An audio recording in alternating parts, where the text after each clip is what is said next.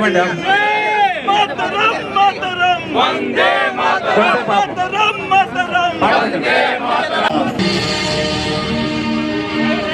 దేశమంటే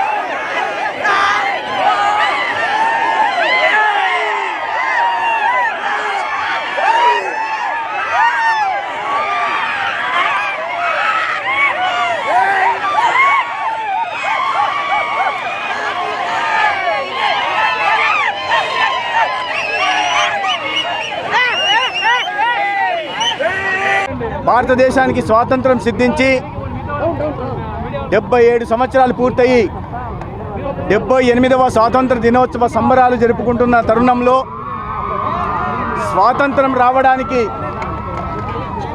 కృషి చేసిన అనేక మంది స్వాతంత్ర సమరయోధుల్ని, జాతి నాయకుల్ని మనం ఈ సందర్భంగా గుర్తించుకోవాల్సిన, స్మరించుకోవాల్సిన అవసరం ఉంది.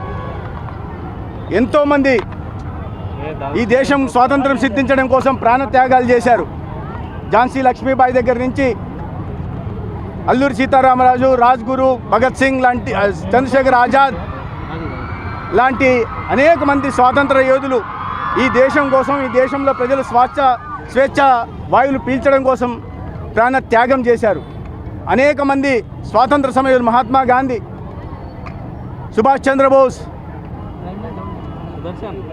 వీర సావర్కర్, అనేక మంది, ఇష్ఫకుల్లా ఖాన్, అనేక మంది త్యాగాల కారణంగా ఈ దేశానికి స్వాతంత్రం సిద్ధించింది. అయితే ఈ భావి తరాలకు ఆ మహనీయుల గురించి, స్వాతంత్ర పోరాట స్ఫూర్తి గురించి తెలియజెప్పాల్సిన అవసరం ఉంది. ఒక జాతి మనుగడ సాగించాలంటే, అభివృద్ధి పదాన ముందుకు వెళ్ళాలంటే గతంలో జరిగిన త్యాగాలను గుర్తించుకోకపోతే, అటువంటి మహనీయులను గుర్తించుకోకపోతే వారి మరణానికి విలువ లేనట్టు, వారి బలిదానాలకు విలువ లేనట్టు, వారి మరొక్కసారి మరణించినట్టుగా భావించాల్సి వస్తుంది. ఈ తరుణంలో ఈ దేశానికి 200 సంవత్సరాలు పాలించి బ్రిటిష్ ఎంత అన్యాయం చేసిందో దానికన్నా ఎక్కువ అన్యాయం కేవలం 60 సంవత్సరాలు పాలించిన కాంగ్రెస్ పార్టీ ఈ దేశానికి చేసిందన్న విషయాన్ని కూడా ప్రజలకు తెలియజెప్పాల్సిన అవసరం ఉంది. స్వాతంత్రం రావడానికి ముందు అనేక మంది, దాదాపు 6 లక్షల మంది పైగా పాకిస్తాన్ నుంచి హిందువులను తరిమేయబడ్డారు. అనేక మహిళల మీద అత్యాచారాలు జరిగాయి. వాటికి అన్నిటికీ కారణం ఆనాడు కాంగ్రెస్ మత ప్రాతిపదికన ఈ దేశాన్ని విభజించడమే. దాని కారణంగా ఇవాళ కూడా ఈ దేశం రక్తం ఓడుతూనే ఉంది. దాని కారణంగా తదనంతరం చేసుకున్న లియాఖత్తో చేసుకున్న ఒప్పందం కారణంగా మొన్నటి దాకా కాశ్మీర్ రావణ కాష్టంలాగా కాలుతూనే ఉంది. మన పొరుగు దేశం పాకిస్తాన్ టెర్రరిజానికి భూతం ఇస్తానే ఉంది. తదనంతరం ఆనాడు దేశానికి అటువైపు ఉన్న తూర్పు బెంగాల్ని భారతదేశంలో ఉంచకుండా అక్కడ ఏముంది, బురద మట్టి తప్ప, కాబట్టి అది పాకిస్తాన్లో ఉండాలని ఒక వితండ వాదన ఆనాటి ప్రధాని నెహ్రూ చేసిన కారణంగా తూర్పు పాకిస్తాన్ ఇవాళ భారతదేశంలో లేకుండా పోవడం, తూర్పు పాకిస్తాన్ ఒక బంగ్లాదేశ్గా అవతరించిన సమయంలో మళ్ళీ కొన్ని లక్షల మంది ప్రాణాలు పోవడం కారణమైంది. అయితే వీటిని అన్నింటినీ మనం గుర్తుంచుకొని ఈ దేశం ఒకప్పుడు విశ్వగురువుగా ప్రఖ్యాతిగాంచిన దేశం మళ్ళీ ఆ దిశగా పునర్వైభవం సాధించాలంటే దేశంలోని ప్రతి ఒక్కరూ యువత ముఖ్యంగా గతంలో జరిగిన త్యాగాల్ని గుర్తించాల్సి ఉంది, స్మరించుకోవాల్సి ఉంది, ఆ మహనీయుల్ని పూజించుకోవాల్సి ఉంది. వారు చూపిన ఆశయాల్ని, వారు నడిచిన బాటలో నడిచి ఈ దేశాన్ని మళ్ళీ విశ్వగురువుగా పునర్వైభవం సాధించుకోవాల్సి ఉంది. గత 10 సంవత్సరాలుగా ఈ దేశం కోసం పరిశ్రమించే ఒక నాయకుడిగా నరేంద్ర మోడీ గారు తీసుకున్న అనేక నిర్ణయాల కారణంగా మన దేశం వైపు చూడ్డానికి ఇవాళ ఇతర దేశాలు భయపడే పరిస్థితి వచ్చింది. ప్రపంచంలో ఒక రక్షణ పరంగా ఒక బలీయమైన శక్తిగా ఎదగడమే కాకుండా సమర్థవంతమైన నాయకుడు దేశానికి ప్రధానిగా ఉంటే దేశం సంక్షేమ పదాలు కానీ అభివృద్ధి పదంలో కానీ ఏ రకంగా ముందుకెళ్తుందన్న విషయాన్ని ఇవాళ దేశం చూస్తూ ఉంది, ప్రపంచం గుర్తిస్తూ ఉంది.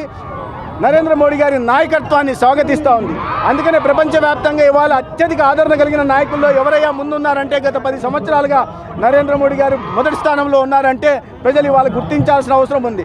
ఏ త్యాగాలనైతే గుర్తుపెట్టుకొని మనం పాలన అందించాలి, ఈ భారతదేశాన్ని మళ్ళీ ఒక బలమైన శక్తిగా ప్రపంచం ముందు నిలబెట్టాలనే భావంతో పనిచేస్తున్నాము. ఆ దిశగా మనం అందరం మనల్ని పునరంకితం చేసుకోవడం కోసం ఈ దేశాన్ని ఒక సార్వభౌమత్వానికి ఎటువంటి కీడు వచ్చినా, సమగ్రత ఎటువంటి కీడు వాటిల్లినా దేశ ప్రజలందరూ ఏకంగా ఉంటూ పునర్వైభవాన్ని మళ్ళీ సాధించడం కోసం మనల్ని మనం పునరంకితం చేసుకోవాల్సిన అవసరం ఉంది.